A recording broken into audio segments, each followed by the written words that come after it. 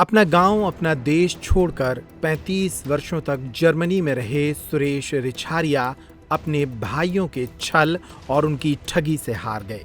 इस एनआरआई को उसके ही सगे भाइयों ने ऐसा धोखा दिया जिसके कारण उन्हें अब दर दर की ठोकरें खानी पड़ रही हैं। कहानी छतरपुर जिले से सटे ग्राम गौरगांव के मूलतः रहने वाले सुरेश रिछारिया की है।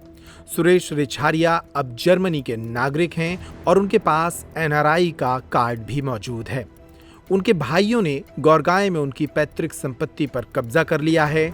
इसके साथ ही सुरेश रिछारिया ने जर्मनी में रहते हुए अपने भाइयों की मदद के लिए जो पैसा भेजा, जो संपत्ति यहां बनाई, उसको भी उन्होंने हड़प लिया है।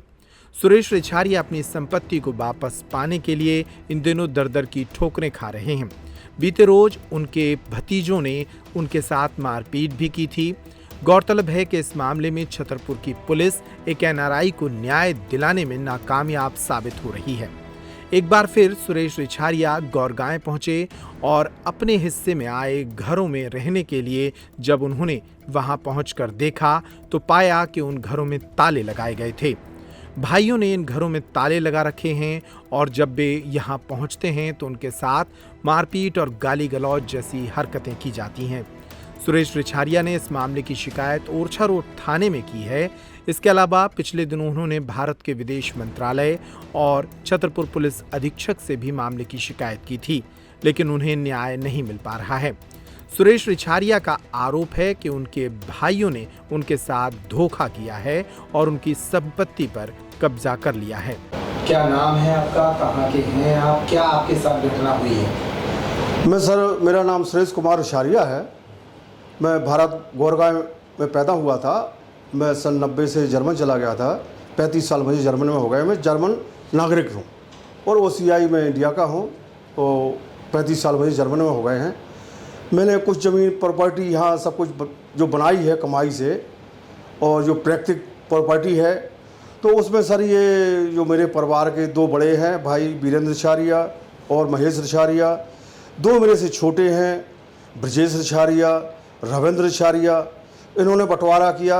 मैं इनकी बात में सब में सहमत रहा और मकान जो भी हुआ वो मुझे दे भी नहीं रहे हैं। मकान में ताला डाला हुआ है। मैं होटल में सर रुका हुआ हूँ। ज़मीन का ना ही तो कोई पैसा दे रहे हैं और ना ही सर हमें खेती करने दे रहे हैं और धमकी दे रहे हैं कि जो तुमने करना है कर लो। और मेरे ऊपर एक बार सर पिताजी ख़त्म हो गए थे, मेरे पास हमला भी किया। मेरे बड़े भाई के बेटे ने आलोक रिछारिया ने मुझे मारा भी है। मेरे चारों भाई देखते रहे, सर किसी ने कुछ नहीं किया और मुझे ना ही कोई प्रॉपर्टी दे दी जा रही है और धमकियां दे रहे हैं कि तुम यहाँ आओगे तो जान से मार दिए जाओगे और तुम्हारा कुछ भी नहीं है। जो हमने कर दिया तो कर दिया, ना कब्जा दे रहे, ना कोई पैसा दे रहे और ना घर दे रहे। मैं सर होटल में जटाशंकर पैलेस में रुका हुआ हूँ। मेरी भारत सरकार से, छतरपुर अधीक्षक से, मीडिया से कि मैं नहीं चाहता कि किसी तरीके का कोई नुकसान हो। मेरे परिवार के से मैं नहीं चाहता कि विवाद हो। इसमें सर मेरी भारत सरकार से और SP महोदय मध्य प्रदेश छतरपुर से बहुत बहुत मैं आभारी रहूँगा कि मेरे साथ कोई घटना ना घटे और इसका जो है सही ढंग से मेरे साथ न्याय किया जाए।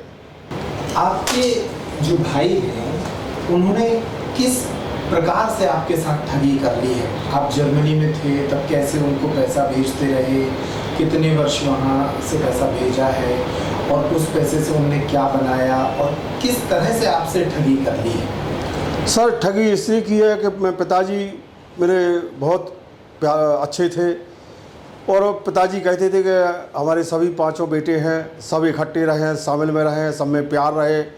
तो पिताजी के विश्वास में रहा। मेरे भाई मुझसे बड़ा प्यार भी करते थे, बहुत हमदर्दी थी, सबको बड़ा प्यार था आपस में।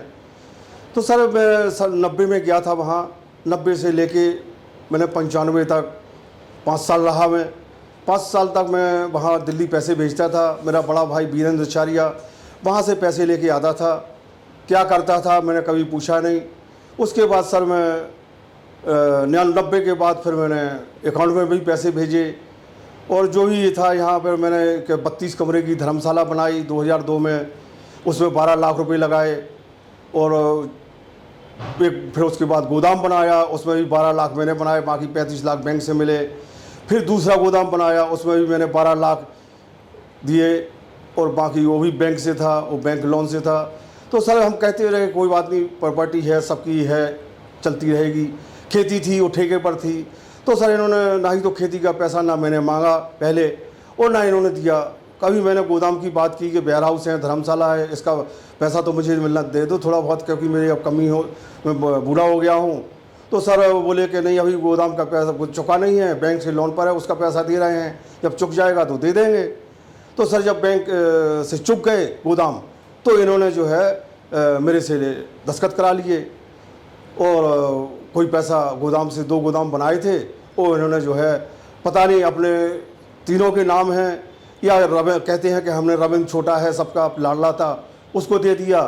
जो धर्मशाला है उसमें 15,000 रुपये महीने की कमाई आ रही है।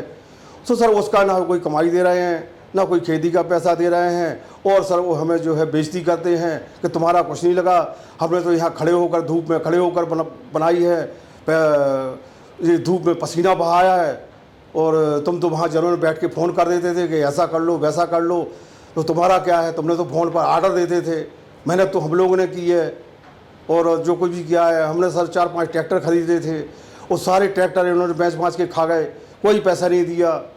तो सर इस तरीके की बेइज्जती की इन्होंने। तो बेइज्जती तो ठीक है सर, लेकिन इन्होंने जो मेरे ऊपर हमला किया वो मुझे बहुत दुख है सर। मेरे भतीजे आलोक रिछारिया ने मेरे छाती में लात मारी है सर। अच्छा ये बताइए, जो आपका पैतृक ज़मीन है और जो आपने कमा के यहाँ प्रॉपर्टी बनाई, जी सर, लगभग कितने करोड़ का मामला है, कहाँ वो ज़मीनें स्थित हैं और कैसे कितने करोड़ की ठगी आपके साथ हुई है? सर मेरे पास अभी एस्टीमेट मैंने बैंक की निकाली तो 56 लाख रुपया 2008 से 2017 तक का निकला है, 10 साल का 56 लाख रुपया निकला है। उसके सर पहले तो मैं जो है 90 से लेके और 2004 तक तो इनको वैसे ही भेजता रहा और नगद जब आता था तो 5-6 लाख रुपया हर बार नगद लेके इनको कैश करा, विदेश मेरा दिल्ली में रहता था भाई, तो वो कैश कराता था सर। आपकी जो ज़मीनें हैं वो कहाँ स्थित हैं और कितने करोड़ की ज़मीनें हैं? ये ज़मीनें सर अब जो है वहाँ मेडिकल जो बन रहा है बिल्कुल जस्ट मेडिकल से लगी हुई हैं, तो वो जो है कोई 2 लाख 2.5 लाख एकड़ के पर एकड़ की बन रही है। तो मेरी तकरीबन 2.5 एकड़ करीब मेरी ज़मीन है वहाँ, तो सर कम से कम 10-12 करोड़ की तो है ही है।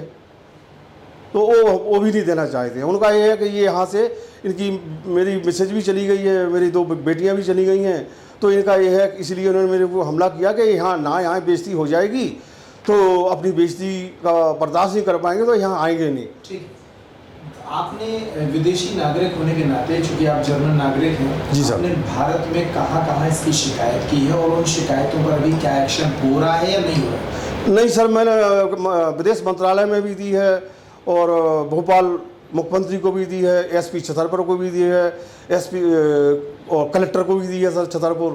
तो इन्होंने सिर्फ जो मारपीट का झगड़ा था उसके लिए शिकायत की थी। तो पहले तो मंगलवार को आ गया था मैं 6 तारीख को, तो पहले तो घुमाते रहे 4 घंटे, FIR लिखते रहे, बयान करते रहे, दूसरे दिन उनको भी बुलाया, बाद में फिर उन्होंने जो है उनको समझाया, वो लोग फिर मेरे माफ़ी मांगते रहे। मेरा भाई का मैंने फिर तरस खा के और उसको माफ़ नहीं किया उसको, पर मैंने कहा चलो FIR सर कैंसिल कर दें, तो मैंने उनको FIR फिर नहीं करने दी। मैं कहा चलो जेल जाएगा, उससे क्या है भाई। मेरा आपके जमीन बंटवारे से जुड़े मामले में आपको न्याय मिल रहा है कि अभी तक नहीं कोई सुनवाई? नहीं सर, अभी कोई सुनवाई नहीं हो रही है।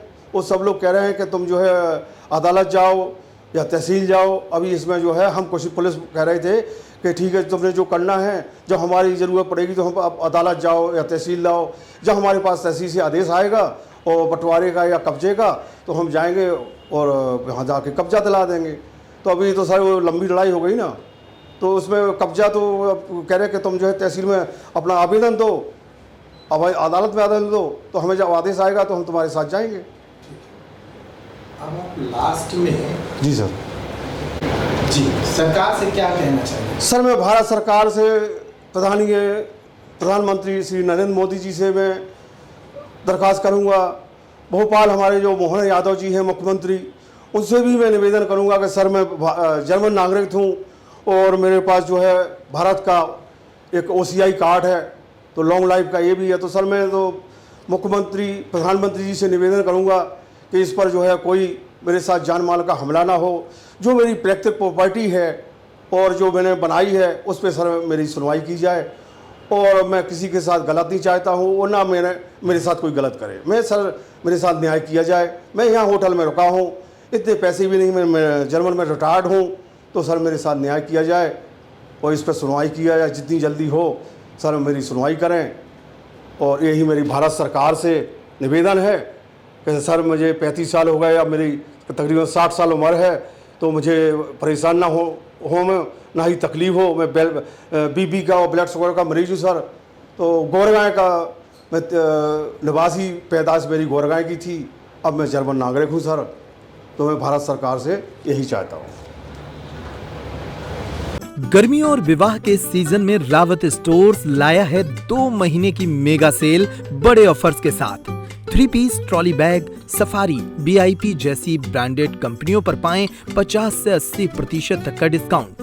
दुल्हन किचन सेट 101 पीस से 151 पीस तक बड़े ब्रांड्स की विशाल रेंज।